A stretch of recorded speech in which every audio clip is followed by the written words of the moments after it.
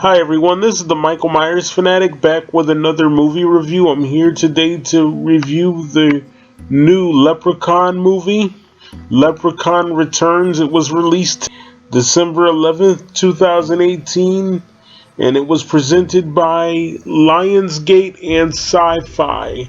I'm going to tell you straight off the bat, I was a lot angrier when I did the first review of this movie. So I decided to upload this one instead, because I've calmed down in the 3 hours since I've watched this piece of shit. And as you can tell, I'm still a little bit angry. The movie stars Taylor Spreetler, or however you say that. She's playing Tori Redding's daughter, Lila Jenkins. So I guess Tori married somebody with the last name Jenkins. I thought she would have married Nathan from the first one, but she didn't apparently. I guess she dumped him or whatever. I mean, all he did was save her life. That's kind of fucked up, but you know, whatever.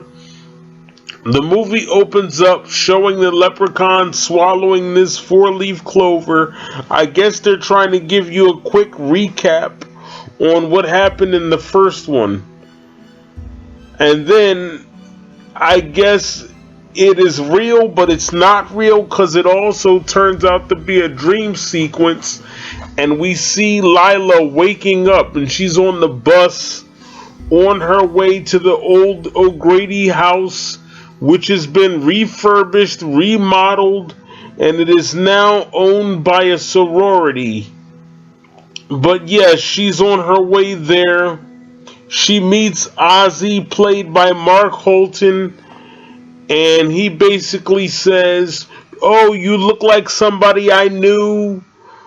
And she's like, "Who?" And he doesn't really want to say. He's being very cryptic about everything. He says, "Well, everything should be okay. And if it's not, look in the basement." She's like, "What do you mean?" He's all like, "Never mind." He doesn't really want to tell her about what happened 25 years ago back in 1993 at the O'Grady house. So she basically just shrugs him off as being a weirdo. And she says she's waiting for somebody to take her to the O'Grady house. He says, "Do you need a ride?" She doesn't really want to go with him because he looks weird and acts weird. But eventually she discovers that she needs a ride there, so he gives her a ride there. They get in the car. His truck, I should say, is covered in 4-leaf clovers. And she's like, "Oh, are you Irish?" He says no. She says, "Do you just like the culture? Are you a fan of the culture?" He says no. But what it's really there for, I'm guessing, is to protect them from Lubden in case Lubden should try to kill him or whatever. So he drops her off at the O'Grady house and he leaves. But then he's all like, "No, I can't do that." You know, he's having an attack of guilty conscience. He's like, "No, I can't do that. That's Tori Redding's daughter." So he drives back there and he starts hearing laughter coming from the old well. So he goes over there to the well to see what's going on. And he looks down there, and all of a sudden this green water comes squirting up from the well and hits him in the face. Suddenly he starts spitting water out, and we're hearing gurgling noises coming from his stomach, sounding like he has diarrhea or some shit. And suddenly we hear these gurgling noises. He drives away from the O'Grady house. And he knows he's about to die, so he gets out the car, goes running toward the wooded area, and all of a sudden the leprechaun emerges from his body. And it is revealed that the reason the Leprechaun killed Ozzy, just as everyone suspected, it's because of the coin that he swallowed in the first one. Okay, here's my thing. This is what I don't get. How the fuck did the Leprechaun get out of the well? They didn't really explain that. They just showed a bunch of water coming out of the well and hitting Ozzy in the face. I'm a huge fan of these movies. I want to let you guys know that right off the bat. But how the fuck did he get out of the well? By the way, the Leprechaun is being played by Lyndon Porco. Warwick Davis did not want to come back because he feels that he has obligations to his 15-year-old son. And I guess I can understand that. I want to point this out real quick. Lyndon Porco was supposed to be Lubden 25 years later. But if you've never seen the movies, you wouldn't know that. You would guess that he was always the Leprechaun. But if he's supposed to be the Leprechaun 25 years later, it just feels off to me. It feels like there's really no connection between Lyndon Porco and Mark Holton. The connection is just not there. That's why it would have been better if Warwick Davis would have played the Leprechaun, because Warwick Davis knows Mark Holton and Mark Holton knows Warwick Davis. They have that history together. This guy, Lyndon Porco, no disrespect to him, but he doesn't have a history with Mark Holton. So you can't feel a connection there. Here's the second thing I want to point out. At times, I felt like Lyndon Porco was trying to oversell the fact that he was the new Lubden. When he talked, his talking was sometimes incoherent. It was just a bunch of incoherent babbling. It really didn't make any sense. I mean, yeah, he sounded like Warwick Davis a lot. But all he did was do that stupid Leprechaun laugh.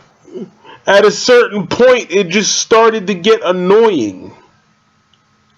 The third thing I want to point out is that Lila was weird. I mean, she started off normal, but then she just got weirder as the film progressed, and we find out that Lila suffers from mental issues. And it is revealed later in the film that her mom suffered from mental issues due to the events of the first film. Here's what I don't get. I can understand her mom having mental issues. I get Tori Redding having mental issues. But what I don't get is, how can Lila have mental issues when she's never fucking met the Leprechaun? And you could easily argue that the mental issues are hereditary. I get that. But in order to say that, you would have to convince me that before meeting Lubden in the first film, Tori Redding already had mental issues. And she didn't. She didn't have mental issues in the first movie. I mean, yeah, she was a bitch, if that's a mental issue. She was a snob, but I wouldn't call that a mental issue. I would just call that being a bitch, being a snob. She's just not a nice person.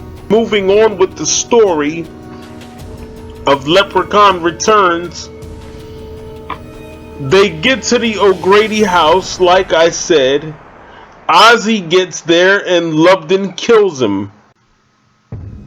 So when Lila goes to the O'Grady house, she reveals to her sorority sisters that her mom died of cancer, which is pretty fucked up. So Tori Redding, according to the new story, she died in 2017. because this movie takes place in 2018 and it said she died a year ago. So she died in 2017 of cancer, which is really kind of fucked up. They did all that to the Leprechaun just for her to die off screen, and I'll bet the only reason she even died off screen, even though Jennifer Aniston probably wasn't going to come back in the first place, she probably heard about the new awful storyline and she was probably like, fuck that, I'm not coming back to this. That's the only thing I can guess. Moving on with the story, the sorority sisters complain about not having internet, and this guy is sleeping with this chick, this black chick. I'm only describing what she looks like because I don't know her fucking name. They're that forgettable. But they keep talking about the fact that they slept together, which is really annoying. And by the way, sometimes I feel like they ripped off Halloween. Let me explain. Lila Jenkins is the daughter of Tori Redding. Tori Redding survived a horrible night many years ago, just as Jamie Lloyd is the daughter of Laurie Strode, somebody else who survived a horrible night many years ago. But don't worry, the connections continue, and I will fill you in on those as the story moves along. So anyway, again, moving along with the story, the Leprechaun eventually reveals himself to Lila Jenkins, and Lila finds out, hey, my mom wasn't crazy, you're real, you're the thing she saw. It was you. And the Leprechaun licks her leg. What the... I don't get it. That's weird. Licking her leg? I don't know. Anyway, and he's like, oh, you taste fruity just like your mom, or you have a hint of your mother, or something like that. I don't know what he's talking about. She's seeing visions of Ozzy dead, by the way. The Leprechaun is killing the sorority sisters. There's a scene where he's hiding inside of her stuffed panda. What he does is he rips the head off of the stuffed panda and he used the panda head as a mask. Very Michael Myers-esque. But I'll continue with the story and you guys can connect the dots. Or better yet, I'll connect them for you.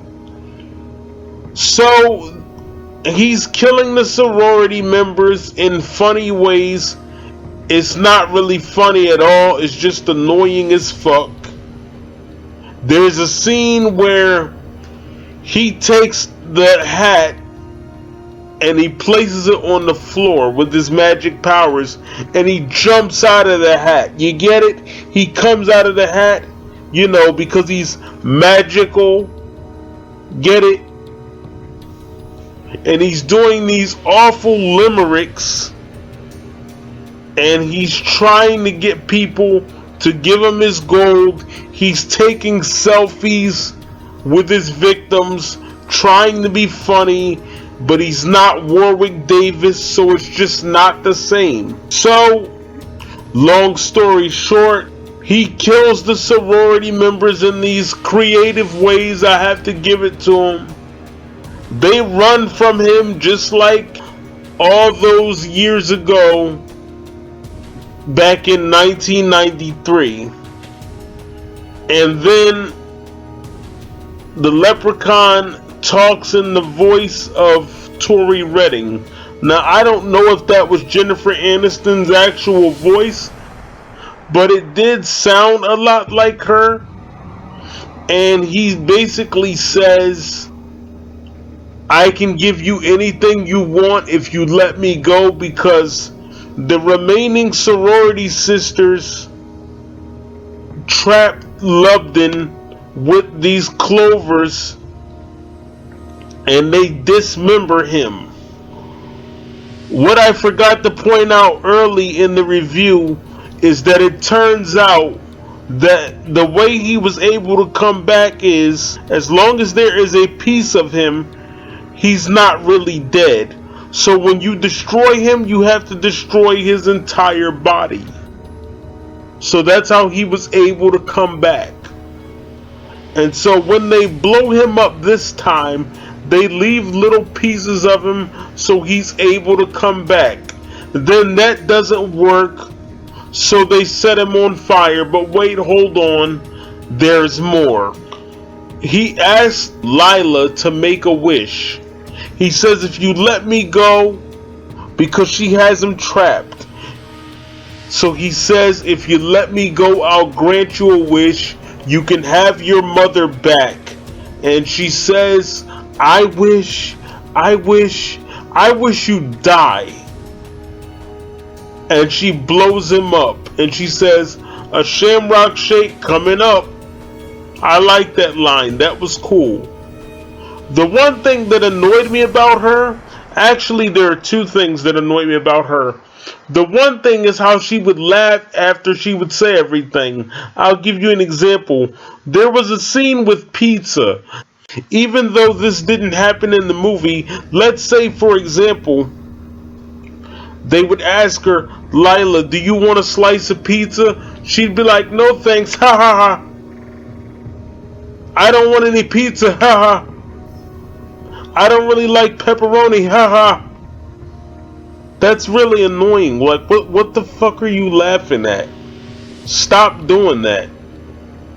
The other annoying thing is, she would always go back and forth between sanity and insanity. She would talk normally, and then she would flip out. Talk normally, and then flip out. Talk normally, and then flip out. And this just goes on for the entire duration of the movie. So I don't quite understand that. But on her way out the door, before she leaves the house and leaves him to blow up, she says to him, eat a dick, and she leaves him there to die. And they set the house on fire with him in it.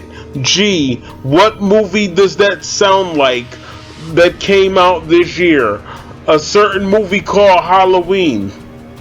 I'm not making any allegations, I'm just saying it looks a little suspicious. And I was on a horror website, and they even pointed out that it seemed like the Leprechaun franchise was pulling a Halloween by ignoring the sequels and continuing solely off of the first installment. Gee, that sounds a lot like a movie called Halloween. Making the connections here? Where the Leprechaun would come back years later. Gee, what does that sound like? A movie called Halloween. So anyway, we get to the end of the movie. The Leprechaun's all burnt up, but it's revealed that he's actually alive. You see his hat in the fire, and I thought maybe he is gone. But, you know, part of me was thinking, no, he's not.